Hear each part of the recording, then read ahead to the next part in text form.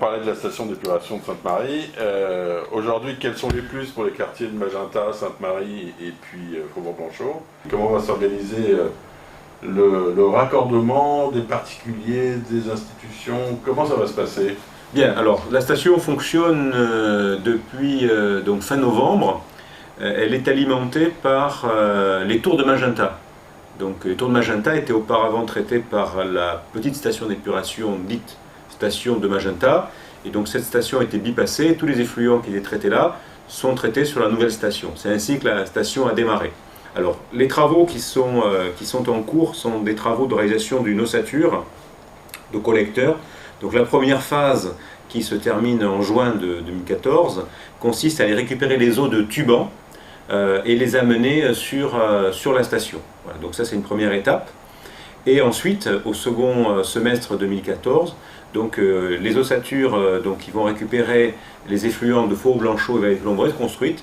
Ensuite, la commune de Nouméa, la ville de Nouméa, va réaliser des travaux donc, sur des réseaux fins, des réseaux secondaires, pour continuer à alimenter la station qui a une capacité de 20 000 équivalents habitants. Donc ça se fera de manière étalée dans le temps à partir de 2015 et jusqu'à atteindre la capacité maximale de la station. Sachant que la station a une réserve foncière pour être doublée si besoin, donc probablement à l'horizon 2030.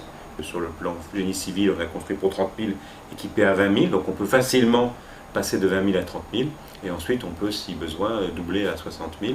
Comment ça va se passer pour les gens qui ne sont pas reliés aujourd'hui? Est-ce qu'il va y avoir donc une obligation? Alors la ville, donc, comme j'ai dit, va faire des réseaux dans les rues qui ne sont pas équipés. Elle va créer des réseaux complémentaires pour raccorder plus de monde.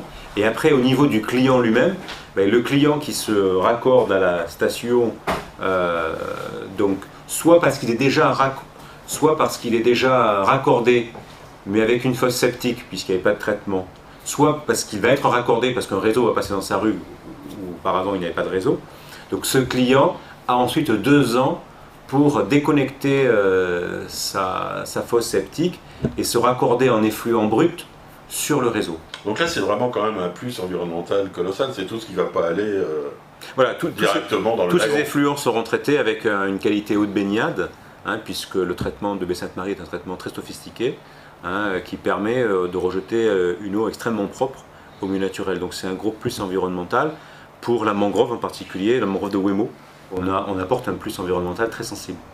Concernant la station d'épuration James Cook, donc une station qui fonctionne maintenant depuis plus d'1 an, c'est une station qui est encore assez peu chargée, donc en matière d'effluents à traiter, mais la ville de Nouméa est en train de développer un programme pour justement apporter des effluents.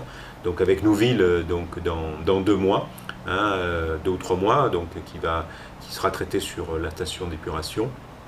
Et puis donc un peu plus tard, donc le quartier latin, l'orphelinat et ensuite la vallée du Tir. Donc on a des perspectives pour que cette station fonctionne rapidement à plein régime. Il y a une polémique en ce moment sur ce grand tuyau. Il y a eu des termes un peu violents d'employés, entre autres d'arnaque. Eric Franceschini du Cygne conteste ce terme.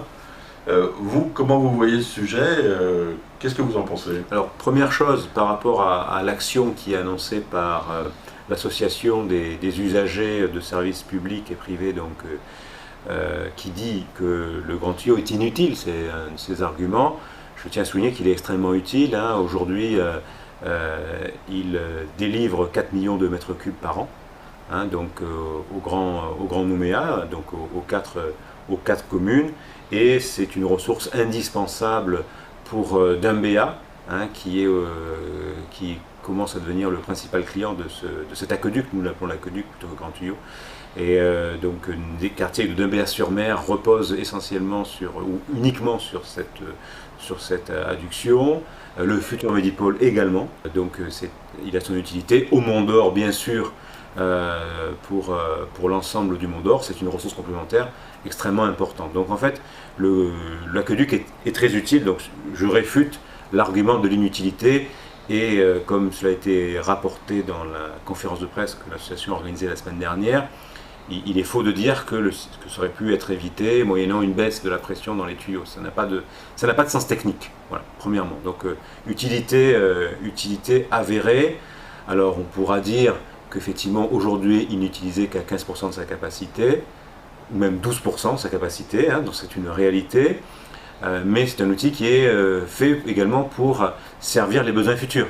Le contrat, qui est un contrat de concession de 1998, un contrat qui a été établi effectivement sans mise en concurrence, mais c'est une volonté du CIVU de l'époque d'aller vite justement pour se prémunir contre des problèmes de sécheresse et de demander donc à une entreprise qui était présente donc déjà en Nouvelle-Calédonie, Lyonnaise des Eaux, et à un groupe de l'aider à construire cela. Donc il y a eu une négociation d'un contrat, mais qui se fait dans des conditions tout à fait normales. Dernier point sur des clients qui ne seraient pas desservis et qui y paieraient, donc ça concerne plutôt le Mont-d'Or-Sud.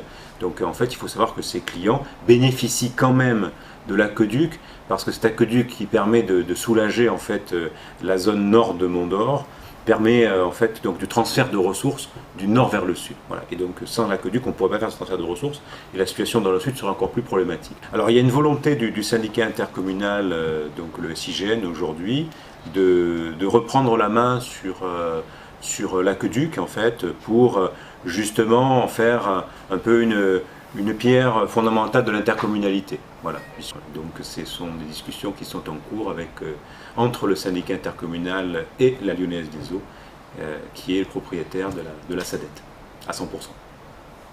Alors, la Calédonie avait beaucoup de retard dans la gestion des eaux. Quels sont vos gros chantiers? Quelle est votre vision de l'avenir proche en Nouvelle-Calédonie? Alors, tout d'abord, je tiens à souligner que nous ne travaillons pas sur l'ensemble du territoire, mais enfin sur une grande partie. Donc nous avons également des prestations de services avec un certain nombre de communes, ce qui fait qu'on travaille à peu près dans la moitié des communes de Nouvelle-Calédonie. En population, c'est beaucoup plus, c'est 75% de la population en eau et la moitié en assainissement que nous gérons, parce que nous gérons les communes les plus peuplées, notamment les communes du Grand Nouméa. Donc ça, c'est une petite introduction.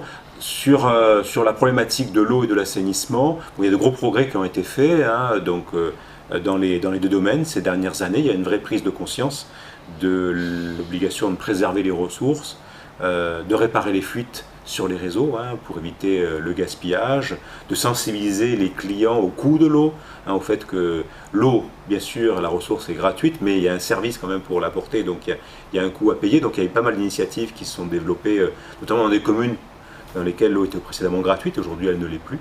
Donc il y a quand même des évolutions intéressantes de sensibilisation de la population par rapport à ça. Ceci dit, il y a encore des problématiques en eau.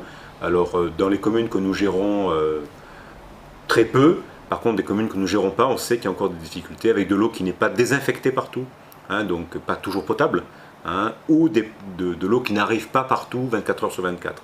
Voilà. Mais je pense qu'effectivement, sans avoir de statistiques précises, que ces problèmes s'amenuisent. Voilà. Alors effectivement, il y a une problématique particulière à la Calédonie, c'est la problématique de l'eau trouble en période de pluie, donc qui est traitée dans certaines configurations, mais pas dans toutes, et qui va demander aux communes de s'équiper en moyens de traitement au fil du temps. Pour l'assainissement, le retard reste quand même très important. Donc Nouméa, Doumbéa ont pris quand même les devants et aujourd'hui s'équipent et ont des projets d'équipement très structurants. Le Mont-d'Or, je crois, est en pleine réflexion également sur ce sujet. Bon, plus difficile parce qu'une commune très étendue, donc très dispersée, donc c'est toujours plus difficile de faire de l'assainissement. Païta est encore en train de mener des réflexions. Mais bon, les communes ont compris qu'il fallait faire quelque chose. Alors tout ne passera pas par la Calédonie des Eaux, on n'a pas la prétention de tout faire, donc il y aura de la place également pour d'autres acteurs. Nous ne sommes pas les seuls acteurs dans le domaine de l'eau et de l'assainissement, nous sommes l'acteur principal et l'acteur de référence, je pense, mais il y a d'autres acteurs et donc je pense qu'il y a du travail pour de nombreux acteurs dans ce domaine.